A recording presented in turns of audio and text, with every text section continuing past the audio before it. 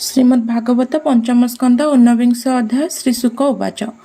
ଏବେ କିଂ ପୁରୁଷର ବାଣୀ ରାଜନ ଶୁଣ ପରିମାଣୀ ସୀତାର ମନର ଘୁରାଣ ତାହାଙ୍କ କନିଷ୍ଠ ଲକ୍ଷଣ ପରମାନନ୍ଦ ସେ ଈଶ୍ୱର ଯାହାର ହନୁମନ୍ତ ବୀର ପରମ ଭାଗବତ ସେହି ନିଶ୍ଚଳେ ଭକ୍ତି ଯୋଗ ନେଇ ପ୍ରଭୁ ପଦାରବିନ୍ଦ ତଳେ ସେ ବହି ମନର ନିଶ୍ଚଳେ ସେ ରାମନାଥ ପୁଣ୍ୟତମ ଗନ୍ଧର୍ବେ କରନ୍ତି ଗାୟନ ଏ ଅଷ୍ଟ ସେନାର ସହିତେ ହନୁଟି ଶ୍ରେଷ୍ଠ ଭକ୍ତି ମତେ ଏମନ୍ତେ କରନ୍ତି ଗାୟନ ସ୍ତୁତି କରନ୍ତି ତୋ ସମନ ଉତ୍ତମ ଶ୍ଲୋକ ତୁ ଠାକୁର ନମଇ ତୋହର ବୟର ସର୍ବଲକ୍ଷଣ ତୋର ତହିଁ ସକଳ ଶ୍ରେଷ୍ଠ ତୁ ଗୋସାଇଁ ସର୍ବବନ୍ଦନ ଟୁ ଠାକୁର ତୋତେ ମୋହର ନମସ୍କାର ନର ନାରାୟଣ ଶରୀର ପରମହଂସ ତୁ ଠାକୁର ନମଇ ବ୍ରହ୍ମାଣ୍ଡ ଠାକୁର ସକଳ ଦେବଙ୍କର ବର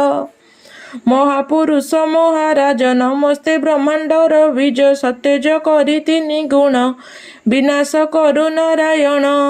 ପ୍ରଶାନ୍ତ ସାଧୁ ତୁ ଠାକୁର ତୋତେ ମୋହର ନମସ୍କାର ତୋହର ନାମ ରୂପ ଯେତେ କେହି ନ ଜାଣନ୍ତି ଜଗତେ ମାୟା ସଂସାରେ ତୋର ଜନ୍ମ ରାକ୍ଷସ ସଂହାର କାରଣ ଅନ୍ୟମ ନାହିଁ ଭଗବାନ ସୀତା ହରଣେ କ୍ଷୋଭ ମନ ଅଖିଳ ବ୍ରହ୍ମାଣ୍ଡ ଠାକୁର ତୁମ୍ଭେ ବା କି କରି ନ ପାର ତେବେ ହେ ପତ୍ନୀ ନିମନ୍ତରେ କିବା ମାନବ ଅବତାରେ ଏକି ତୋହରେ ସମ୍ଭବଇ ଭୋନାଥ ତୋର ମାୟା ଏହି ଜନ୍ମ ମରଣ ଯାର ନାହିଁ ଅଖିଳ ପ୍ରଭୁ ଭାବଗ୍ରାହୀ ସୁର ଅସୁର ଆଦି କରି ବ୍ରହ୍ମାଣ୍ଡେ ଯେତେ ଦେହଧାରୀ ଏ ସର୍ବ ଆତ୍ମାର ଈଶ୍ୱର କିୟ ବା ଅକର୍ତ୍ତବ୍ୟ ତାର ଉତ୍ତର କୌଶଳରେ ଯାଇ ଯେ ପ୍ରଭୁ ନର ଦେହ ବହି ସେ ରାମ ପାଦ ତଳେ ମୁହିଁ ହରସେ ପ୍ରଣାମ କରଇ ଶୁଣ ରାଜନ ମନ ତ ସେ ଏବେ ଯେ ଭାରତ ବରସେ ନର ନାରାୟଣ ଯେ ହରି କଳ୍ପେ ପର୍ଯ୍ୟନ୍ତ ତପ କରି ସାଧୁଙ୍କ ପରିତ୍ରାଣ ପାଇ ତପସ୍ୟା ରୂପବନ୍ତ ହୋଇ ଭ୍ରମନ୍ତି ଆତ୍ମା ସୁଖ ମତେ ନାରଦ ତାଙ୍କୁ ତ ସଚିତେ ଭକତ ସାଧୁଜନ ମେଳେ ସ୍ତୁତି କରନ୍ତି ସେ ନିଶ୍ଚଳେ ନମସ୍ତେ ପ୍ରଭୁ ଆଦି ମୂଳ ତୋ ରୂପ ଚିନ୍ତିଏ ନିର୍ମଳ ଋଷିର ବର ତୁ ଠାକୁର ତୋତେ ମୋହର ନମସ୍କାର ସର୍ବବନ୍ଦନ ତୁ ଠାକୁର ତୋତେ ମୋହର ନମସ୍କାର ସକଳ ଆତ୍ମାଭୂତ ତୁ ହି ତୋ ପାଦ ପଦ୍ମେ ମନ ଦେଇ ସକଳ କର୍ତ୍ତା ତୁ ଈଶ୍ୱର ଦର୍ଶନ ନାହିଁ ଯେ ତୋହର ତୁ ହି ଯେ ମାନବ ଶରୀର ଭୋଗ ତୁ କରୁ ମେଦିନୀର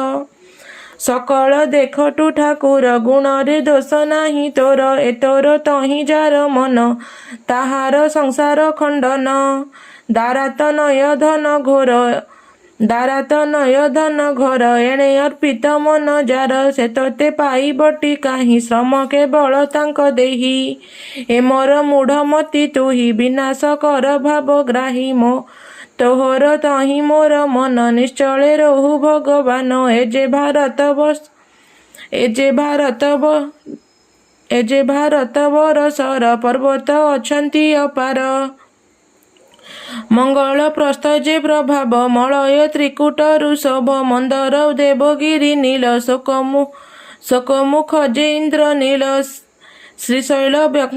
ଶ୍ରୀଶୈଳ ବ୍ୟଙ୍କଟ ମୈନାକ କୌଶକୋଟକ ଋଷ୍ୟ ମୁକ ରୂପ ସ୍ୱରୂପ ସତ୍ୟ ଆଦି କୌଳାଗ୍ର ଦେବାଗ୍ର ପ୍ରସିଦ୍ଧି ମହୀନ୍ଦ୍ର ବିନ୍ଧ୍ୟଗିରିଧର ଶକ୍ତିମାନ ଅକ୍ଷ ବାରିଧର କୁକୁଭ ପାରିଜାତ ଦ୍ରୁମ ଚିତ୍ରକୂଟ ଯେ ଗୋବର୍ଦ୍ଧନ କାମ୍ୟ ସୁମେରୁ ଯେ ରୈବତ କାମ୍ୟଗିରି ଏ ଆଦି ସତ ଏମନ୍ତେ ନଦ ନଦୀ ଆଦି ଶତ ସହସ୍ର ଯେ ପ୍ରସିଦ୍ଧି ଚନ୍ଦ୍ରର ସାଜେ ତୁଙ୍ଗଭଦ୍ରା ତାମ୍ରପର୍ଣ୍ଣି ଯେ ଅବତୋଟା ଶର୍କରାବର୍ତ୍ତୀ ପୟସିନୀ କୃତମାଳା ତ୍ରିବେଣୀ ବେଣୀ ଶଙ୍କରୀ ଗୟା ସତୀ ତହିଁ ଶୁଣ ରାଜନ ଏବେ କହି କୃଷ୍ଣାବେଣୀ ଯେ ଗୋଦାବରୀ ଭାଗୀରଥୀ ସିନ୍ଧୁ କାବେରୀ ପୟୋଷ୍ଣୀ ତାପ୍ତିରେ ବା ନଦୀ ସୁରେଖା ନର୍ମଦା ଏ ଆଦି ଦେବସ୍ମୃତି ଯେ ମହାନଦୀ ତ୍ରିଶାମା ଋଷିକୁଲ୍ୟା ନଦୀ କୌଶିକୀ ସରଜୁ ଗୋମତୀ ଗଙ୍ଗା ଯମୁନା ସରସ୍ୱତୀ ଦୃଷ୍ଟିବତୀ ଯେ ରୋଷମତୀ ଷଷ୍ଠବତୀ ଯେ ସପ୍ତବତୀ ସୁଷମା ବିଶ୍ୱାଚର୍ମବତୀ ଚନ୍ଦ୍ରଭାଗା ଯେ ଭୀମ ରଥି ଶତଦ୍ରୁବିତସ୍ଥା ଅଶିକ୍ନି ଅନ୍ଧ ଶୁଣ ଏ ନଦୀ ଘେନି ମୁନିଏ ଋଷି ଆଦି ନାମ କର୍ମ କରନ୍ତି ଏତେ ସ୍ଥାନ ଏହି ପୁରୁଷ ହେ ରାଜନ କର୍ମରେ ପ୍ରାଣୀ ହୁଏ ଜନ୍ମ ସକଳ ହିତ କୃଷ୍ଣ ବାଣୀ କର୍ମରୁ କରି ପ୍ରାଣୀ ଜନ୍ମ ସକଳ ହିତ କୃଷ୍ଣ ବନ କର୍ମରୁ କରି ପ୍ରାଣୀ ଜନ୍ମ ସ୍ୱର୍ଗ ନରକ ଭୂମି ଭାଗ କର୍ମ ଅଧିକ କରି ଭୋଗ ସେ ପ୍ରାଣୀ ସର୍ବଭୂତେ ବର କୃଷ୍ଣରେ ଭକ୍ତିଟି ଯାହାର ସର୍ବଭୂତରେ ଆତ୍ମା ସେହି ଅଖିଳ ବ୍ରହ୍ମାଣ୍ଡ ଗୋସାଇଁ ସେ ବାସୁଦେବ ଚକ୍ରଧର ତାହାର ତହିଁ ମତି ଯାର ଭକ୍ତି ଯୋଗ ଯେ ଦୃଢ଼ ତାରେ ସେ ପ୍ରାଣୀ କର୍ମ ବନ୍ଧୁ ତରେ ମହାପୁରୁଷ ପ୍ରସଙ୍ଗରେ ହେଳାରେ ଶ୍ରଦ୍ଧାରେ ବା କରେ ଦେବେ ତାହାର ଗୁଣ କର୍ମ ଆନନ୍ଦେ କରନ୍ତି ଗାୟନ ଧନ୍ୟ ତାହାର ଜନ୍ମ ସାର ମୁକୁନ୍ଦ ପାଦେ ଭକ୍ତି ଯାର ଭାରତ ମାନବ ଜନ୍ମରେ ସେ ପ୍ରାଣୀ ଶ୍ରେଷ୍ଠ ସର୍ବଠାରେ ଦୁଷ୍କର୍ମ ଯଜ୍ଞ ତମ ଦାନ ଏଥିରେ ଅବାକି କାରଣ ଯଜନ ଆଦି ଯେତେ କର୍ମ ତାହାର ସବୁ ଅକାରଣ ସେ ପ୍ରଭୁ ପାଦ ପଦ୍ମ ସାର ସୁମତି ନାହିଁଟି ଯାହାର ଜନ୍ମ ଆୟୁଷ ସୁଖ ମାନ ଏହା ସଂକଳ୍ପ ବ୍ୟର୍ଥ ମାନ କ୍ଷୀଣ ଆୟୁଷ ଭାବ ଧରେ ମନ ଯାହାର କୃଷ୍ଣ ଠାରେ ସେ ପ୍ରାଣୀ ସର୍ବଶ୍ରେଷ୍ଠ ହୋଇ ତାହାର ସମ କେହି ନାହିଁ ପ୍ରାଣ ପ୍ରୟାଣ ସମୟରେ ଯେବେ ମାନବ କୃଷ୍ଣ ସ୍ମରେ କ୍ଷଣକେ କର୍ମକୁ ଛେଦଇ ବୈକୁଣ୍ଠ ପଦକୁ ଲଭଇ ବୈକୁଣ୍ଠ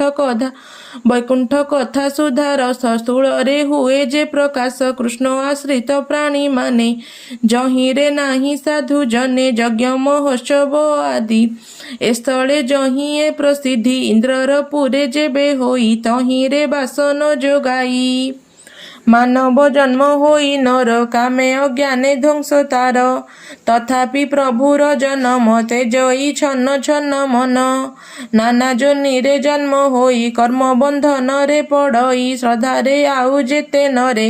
ଯଜ୍ଞେ ପୂଜନ୍ତି ସେ ଅଗ୍ନିରେ ନାନା ଦେବତା ରୂପ ହୋଇ ତହିଁ ତା ବିନୁ କେହି ନାହିଁ ତାହାଙ୍କୁ ସେବନ୍ତି ସେ ପ୍ରାଣୀ ତାହାଙ୍କୁ ମନୁଷ୍ୟରେ ଗଣି